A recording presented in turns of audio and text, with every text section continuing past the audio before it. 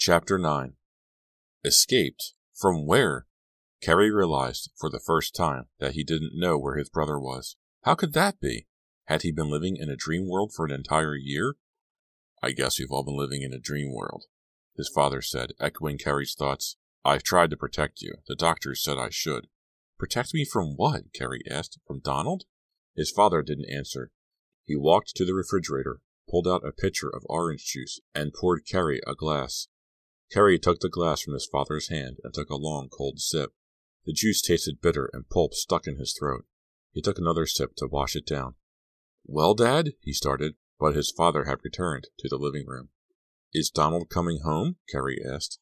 Lieutenant Hart paced back and forth in a narrow room, rubbing his chin, lost in a turmoil of thoughts. Come on, Dad, Carrie demanded, trying to get through to his father. You've got to tell me now. You really don't have a choice, do you? The doctors. They all thought you'd remember by now, his father said, avoiding his eyes. It would have been easier, I suppose. He turned to face his son. Do you remember anything at all? Carrie closed his eyes. No, not much. What do you mean, not much? Lieutenant Hart demanded. Does that mean you remember something? Headlights, Carrie said. I see headlights. That's all, Dad. I'm sorry. I'm sorry, too, his father said quietly. I'm just a cop. Well, then you're used to delivering bad news, Carrie said, a flash of anger revealed in his voice. Was it anger, or just impatience to know what no one would talk to him about for so many months? Hey, you got no cause to snap at me, fella, Lieutenant Hart said. I've only tried to do what's right. It hasn't been easy, especially with your mother gone. But I don't complain. When you're a cop, you get to see that there are two sides to life, like two sides to a coin. There's the bright side, and there's the dark side. Carrie sat down on the couch. He realized his father must really be upset. He'd never heard him launch into such philosophy before. His father babbled on about the light side and the dark side, and how one side can overwhelm the other side, and how Carrie had retreated into one side when the other side got to be too much. Carrie didn't really hear all the words. His mind was spinning.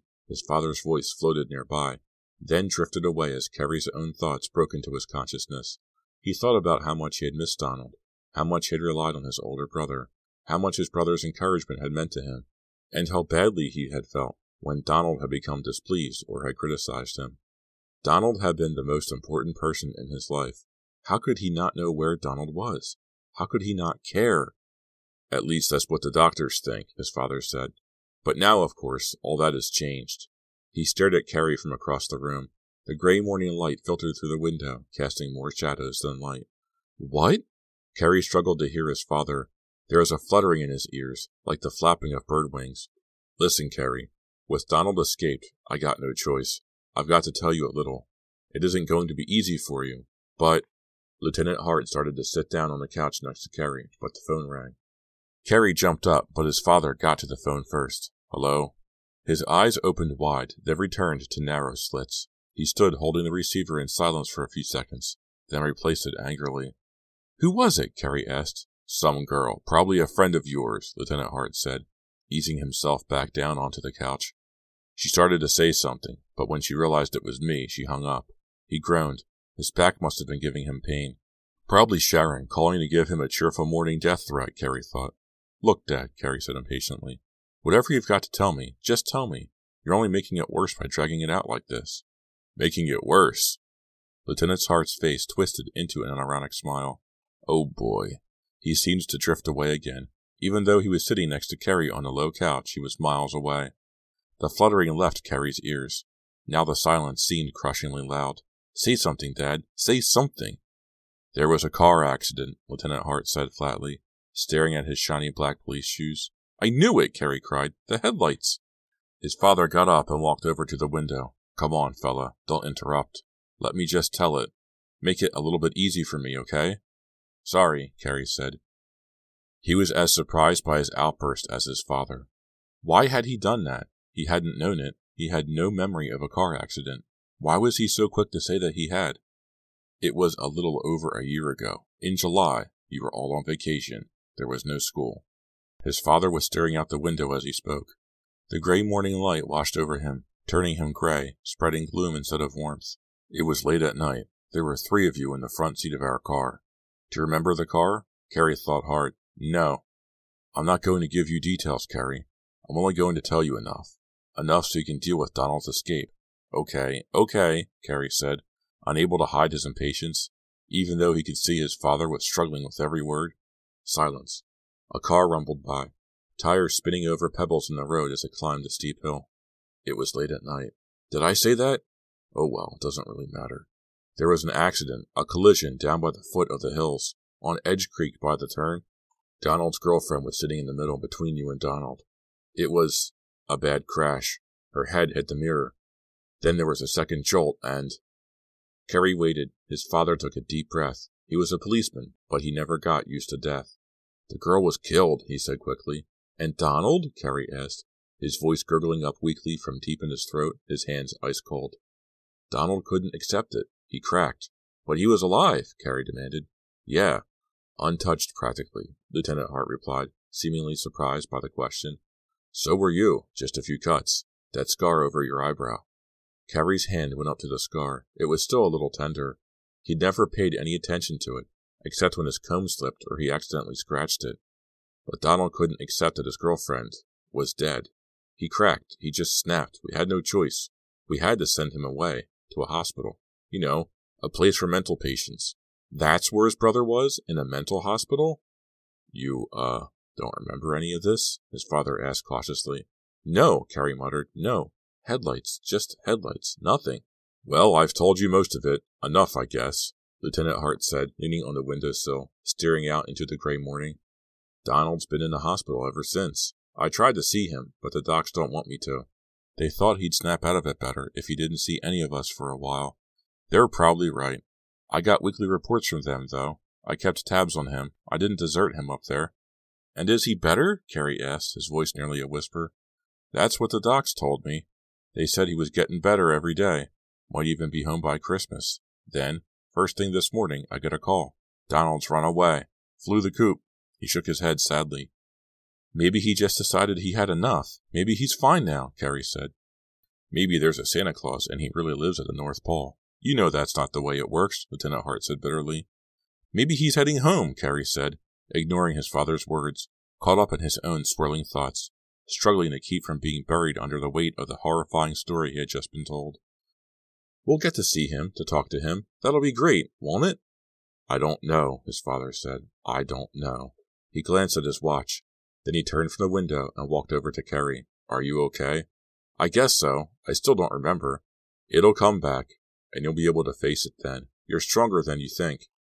What an odd thing for his father to say. You're stronger than you think. Carrie had never thought of himself as strong or weak. I just want you to be careful, his father said, pulling on his tie and fumbling to get it into a knot. His hands were shaking too badly. He gave up after 3 tries and tossed the tie to the floor. I gotta go. You know how to reach me if anything happens. Yeah, sure. Do you think Donald will be here by... The hospital is 2 days away by car, Lieutenant Hart said at the door. It's upstate, near the border, so don't plan on having lunch with your brother. I'm not too sure he'd head here anyway. He may not. I thought I had to warn you. Warn him? Did Carrie really have to be warned that his brother might show up? Is he dangerous, Dad? Carrie could hardly get the words out. Get to school, his father said, trying to sound more cheerful. We'll get through this okay. We Harts always manage to muddle through somehow. His father couldn't bring himself to answer the question. Hey, where's Sean? Carrie suddenly realized his brother was missing. He's at his friend Larry's. I already talked to him this morning before you woke up, Lieutenant Hart said. Lieutenant Hart pushed open the screen door and stepped out onto the gravel driveway. Carrie heard the crunch of his shoes on the stones as he trudged toward his patrol car. He ran to the door. Hey, Dad! Lieutenant Hart stopped at the door to the car and turned around. What? Dad, one more question. Shoot. He fumbled in his pants pocket for the keys. The girl who died, Donald's girlfriend. Was her name? Amanda, his father said. He opened the door and climbed wearily into the patrol car. Chapter 10. Carrie turned the Mustang into the parking lot and slowly cruised down the row, looking for a place to squeeze in. The lot was nearly filled, even though it was only 8 o'clock, and he was forced to park in a little lot near the back of the stadium. He locked the car and walked quickly toward the gym, his sport jacket flapping in the strong October breeze, his tie squeezing his throat. Did anyone actually feel comfortable when they dressed up? "What's the matter, Hart? Couldn't get a date?" someone yelled. He couldn't see who was calling to him, so he just kept walking. He saw Mandy waiting for him by the sidewalk at the edge of the parking lot. "Hi," he called, waving, but she didn't seem to hear him. He started to run, his new shoes slipping on the asphalt. She was wearing a long purple dress, glittery and very slinky. She held a white wrap, some kind of shawl, around her shoulders. Her blonde hair sparkled under the glow of the parking lot lamps. She spotted him, gave him a quick wave, and started to run toward him. Her shoes clicked on the ground as she ran. Other couples heading into the gym turned to stare at her. She was a little overdressed for a simple dance in the gym. "Mandy," he said. "Hi." She fell into his arms. "Sorry." She pulled herself upright. "I tripped." "I didn't mind," he said, trying to sound suave. She gave him a quick kiss on the cheek. Her lips felt hot and soft. She smiled at him, bright purple lips on her pale face. They started toward the gym door. He could still feel the touch of her lips on his cheek. He wondered if she had left lipstick prints there. "Well, you found the school. Amazing," she said, taking his arm, pulling herself close to him, so close he could feel the warmth of her body. "Was I late? Am I late?" She was making him nervous. He decided he didn't mind. "It's never too late," she whispered, putting her lips against his ear, sending chills down his body. He opened the gym door and handed the tickets to Miss McCurdy, who was seated at a card table just inside. "Two?" she asked. She tore the tickets in half and motioned them to go in. She didn't expect an answer. "Golly gee, a real school dance," Mandy said sarcastically. But then her expression softened, and she looked to Carrie like a little girl. "It's been so long," she said softly. The theme of the dance was fall, and the gym was decorated appropriately with large construction paper leaves of orange and brown toppling down the walls, paper pumpkins and apples floating from the ceiling, orange and black Halloween balloons, and a mural showing a football player in a Panther uniform kicking a giant football on which appeared the words, "Kill 'em, Panthers." This reminder made Carrie stop short, and he quickly looked around the crowded gym to see if any of his former teammates were in attendance. He couldn't really see. The lights had been turned low. Orange and blue spotlights streaked the room with darting dim light. The dancers and hangers-on were gray and black shadows in the swirling spotlights. "Do you like my dress?" He remembered Mandy, turned to look at her. She pulled back the white wrap that covered her dress, showing how low-cut her purple gown was. "Wow!" "Why, Carrie, you're easily impressed," she said, laughing at his wide-eyed expression. "No, I better put this back on," Mandy said in a teasing voice, and wrapped the white shawl tightly around herself again. "I wouldn't want you to go berserk or anything," she said. "At least, not until later." "It's a very pretty dress," Carrie managed to say. She was stacked, but somehow it was all wrong.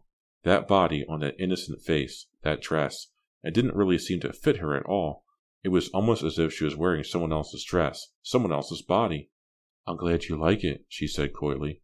Someone bumped Carrie, hard, from behind. His heart leaped. He hadn't thought. Of course the football players would be here tonight. Of course he would be easy prey for those goons. Again.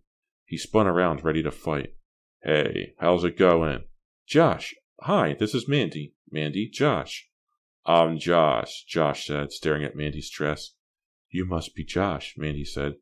"I must be, if Carrie says so," Josh said. "Are all your friends this boring?" Mandy asked Carrie. "No, only Josh," Carrie said. "Hey man, thanks a lot," Josh said. "You want to know boring, Mandy? You just hang around with this guy." "I wish things were a little more boring," Carrie said suddenly, thinking he saw O'Brien and Malik walking toward him across the dance floor. "What?" Mandy asked, surprised. "Nothing," Carrie said. "It was two other guys. Got to cool it," he told himself. "They already beat the crap out of me. They're not going to want seconds right here on the dance floor tonight." Mandy took his hand in her cold little hand and squeezed it hard. She must have sensed that he was troubled about something. "Where's your date?" she asked Josh.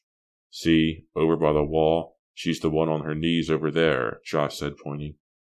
"I'd turn to prayer too if I had to go out with you," Carrie said. "No, she lost the contact," Josh said. "Not much chance of finding it in this light, but she doesn't have a replacement. Hey, your face looks better," he added, staring at Carrie as if he were some sort of lab specimen. "Better than what?" Mandy asked, and then laughed. "I seem to be outnumbered here," Carrie said. "Why don't we dance?" Mandy suggested, pulling him away. Were her hands always this freezing cold, or was she just really nervous around Carrie? "See you later," Josh said. And then you're supposed to say, not if I see you first. She pulled Carrie into the middle of the crowded floor, squeezing between dancers moving through the flickering dim lights, and began moving slowly to the music, still holding his hands tightly in hers, swaying softly, moving slowly even though the music was fast. Some sort of salsa record with an insistent repeating disco-type drum riff. Your face is better, she called to him over the music. It's the dark lights, he said, trying to follow her, but finding it difficult since she wasn't keeping to the music. You have a nice face, she said. Someone bumped the tone arm of the record player. It scratched through the salsa record. There was a short, silent pause. Then a ballad with slow, sexy rhythm started up. She began to push Carrie back as they danced, back toward the wall containing the football player mural. Her eyes were closed, her dark lips spread in a wide smile, her face tilted up at his. Back, she guided him, back. They began to dance well together, began to move together, back to the wall. When they reached the wall, twisting shadows of dancing couples darting and flickering on the crudely painted mural, she pushed him gently until his back was against the mural. Then she put her hands on the back of his neck, pulled his head down, and raised purple lips up to meet his. He was so surprised he gasped. Her lips were hot and soft, and she pushed them against his, harder and harder. At first, he tried to return the kiss, but as she pressed harder, her teeth hungrily pushed against his lips. He tried to back away, to end the kiss, to catch his breath, but she held him in a firm grip, her cold hands tight on the back of his neck. Her kiss, as she pushed against him, became painful. It wasn't a kiss. It was an attack. Her teeth dug harder against his, her tongue pushed against his. Finally, she sighed and retreated. He took a deep breath. Before he could say anything, she pulled his head down to her mouth again. She whispered into his ear, her breath hot, her lips brushing his ear as she spoke. Sorry, Carrie. Sometimes I'm a little impulsive. She backed away and let go of his head. Her mouth formed a shy smile. She looked embarrassed. She whispered, It was nice, turned and ran onto the dance floor, disappearing in the swaying shadows of dancers. Carrie started after her, but stopped. He leaned back against the wall. He put a hand to his throbbing lips. His lips were bleeding. He looked for her, bumping into dancers who gave him annoyed looks, tripping over feet, searching the shadows formed by the revolving lights. Had she left the gym? Was she coming back? Hey man, she's a fox, Josh called to him. Jessie, his date, hadn't found her contact.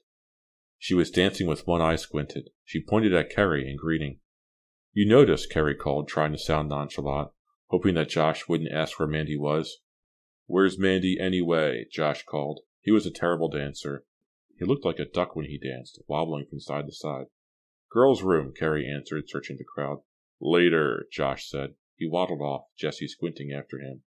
Carrie made his way to the gym door. Miss McCurdy was still sitting at the admissions table, guarding the door. She frowned when she saw Carrie approaching. She doesn't like me, he thought. Then he thought, she doesn't really like anybody. Did my date go out this way? He asked her. She frowned again. The one in the purple dress? Yeah. No, I haven't seen her. Maybe we should set up a booth for lost dates. Ha ha ha. Thanks. She was still laughing as Carrie disappeared back into the crowd. His lips still throbbed. He could still feel the hot touch of her lips against his ear as she whispered, her cold little hands on the back of his neck. Sometimes I'm a little impulsive. He wanted to go off in a corner and think about her. Why did she kiss him like that? Was it just a sudden impulse? Did she really like him? Or was she playing some sort of game with him? She was so quick-witted, so sophisticated, so together. But she was terribly overdressed, embarrassingly overdressed, and she didn't seem to be aware of it at all. And she was always clinging to him, always pulling him, always touching him. Was that because she was nervous? Or was she trying to make him nervous? It occurred to Carrie that maybe she was trying to be mysterious. If so, he thought, she sure was succeeding. He walked past a long refreshment table, with its big glass jugs of apple cider, pumpkin breads, raisin cookies, and other not terribly tempting items, most of which had been baked in home ec classes. No sign of her. Was she playing hide-and-seek with him? Was she embarrassed about the impulsive kiss? Then his eye caught someone slipping out of the gym through the door that led into the classroom corridor. Was that Mandy? He quickly made his way back through the crowded dance floor. He pushed open the double doors and stepped into the dark corridor. He heard footsteps not far away. Mandy? No reply. He looked down the dark row of lockers. Only a small light at the far end of the corridor had been turned on. They obviously didn't want kids leaving the gym and wandering around in the school. He heard footsteps in the direction of the light. "Mandy, is that you?" he tried again. Still no reply. He began walking quickly toward the light. The empty corridor seemed eerie, even though it was so familiar. Without lights, without kids clattering their lockers, talking and shouting, it seemed like a tunnel of weird shadows and misplaced echoes. His footsteps sounded thunderous, clicking against the floor, echoing off the metal lockers. "Mandy?" His voice was a loud whisper. At the light, he stopped. He heard voices to the right. It was too dark to see who it was, so he started toward the voices. "Mandy?" "Hey, Hart." Two figures emerged in the dark corridor, Malik and O'Brien. "Hey, Hart, wait up!" They began running toward him. He turned and ran the other way. If only he had stayed in the gym, they wouldn't have tried any rough stuff surrounded by hundreds of dancers and the teachers. But now he was easy prey, alone in the dark, empty hallway, no one around. "Hart, stop!" He ran as fast as he could, but they were narrowing the gap. Weren't these guys ever apart, he thought? Had they come to the dance together? Despite his fear, he smiled as he ran. He pictured them dancing together, a slow dance, cheek to cheek. Give it up, Hart. If he kept running straight, they'd catch up to him in a few seconds. He saw the double cafeteria doors up ahead to the left. If he could get into the dark cafeteria, he could hide under a table or in the kitchen. He'd stand a tiny chance of getting away from them. His heart pounding, he stopped at the double doors, turned quickly to see that his pursuers were less than 100 yards behind him, and heaved his shoulder into the cafeteria doors. They were locked. "No!" he cried aloud. "Hart! Hart, you moron!" He lunged for the stairway across from the cafeteria, practically flung himself down the tile steps, stumbling, his new shoes slipping, groping down the rail. He landed hard on his feet in the basement, which was darker than the other hallway. Gasping for breath, he ran. The maintenance room was straight ahead. He could duck inside. There'd be plenty of places to hide. If the door wasn't locked. He heard their footsteps on the stairs. They were right behind him. A dim light shone through the small, round window in the door to the maintenance room. He pushed at the door. Locked. He could feel the dread tightening his stomach, tightening his neck muscles. He pressed himself flat against the narrow recess in front of the door. Maybe Malik and O'Brien would run right past him, and he could get back upstairs to the safety of the crowded gym. He tried to hold his breath. He tried to think invisible thoughts. "Hart, you chicken! Hey, Malik, here he is," O'Brien called. "Now, wait a minute," Carey started, raising his fists. "Malik, over here," O'Brien called, looming over Carey in the dark. Malik came lumbering over. They stood side by side, smiling at Carey as they closed in on him. Chapter 11. O'Brien pressed a big fist against Carey's chest, pinning him to the door. Carey looked into their smiling faces, reflected in the dim light. "This can't be happening to me," he told himself. "I'm not going to get creamed again by these goons." "Hey, Hart." "Cool it," O'Brien said, shaking his head. "Yeah, cool it," Malik repeated. "We owe you an apology," O'Brien said. "What?" Carey's voice was a squeak. "You heard me," O'Brien said, loosening his grip on Carey's chest, his beefy face floating ominously in the dim yellow light. "It was all a misunderstanding," Malik said. "We saw Sal today, at the hospital. He set us straight." Carey was still breathing too hard to talk. What were they saying? The words weren't making sense to him. "How's Sal?" he finally managed to say. "He's doing better," O'Brien said. "It ain't been a picnic, but he'll be okay." "Good," Carey uttered, trying to stop the two faces from floating in front of him. "That's good." "Sal said the whole thing was an accident," Malik said. "He said you fell on him because you just couldn't stop." "He don't blame you," O'Brien added. "He saw the whole thing. He saw you didn't do it on purpose." "Well, of course not," Carey said, brightening. But then he had a shudder of horror. Was this another one of his daydreams? Was he imagining this whole scene? Would he blink, open his eyes in a second, and find them ready to pound the life out of him again, leaving him in a pile of pulp for the janitor to clean up on Monday morning? Carey blinked. He opened his eyes. "Anyway," Malik said, "no hard feelings." He stuck out a meaty hand for Carey to shake.